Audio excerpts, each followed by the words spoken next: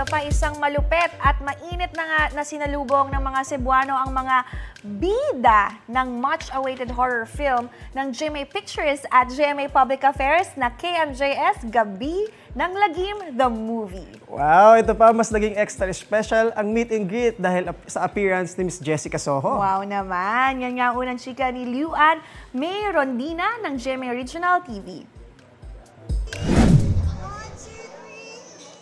Lumipad pa Queen City of the South at mainit na sinalubong ng mga Cebuano ang multi-awarded journalist na si Jessica Soho. Kasama ni Jessica sina Sparkle Stars Miguel Tan Felix at Sanya Lopez na bibida sa inaabangang Kapuso Mo Jessica Soho Gabi ng Lagim, the Movie. Sa susunod na Miyerkules, November 26 pa, mapapanood sa sinihan ang pelikula.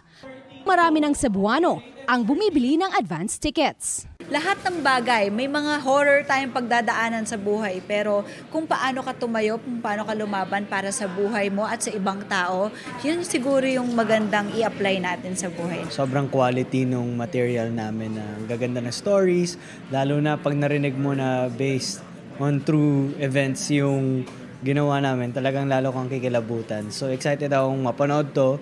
Excited ako para sa mga fans ng Gabi ng Lagim din. Biro nyo ho, dati sa TV kami napapanood for our Gabi ng Lagim Halloween special.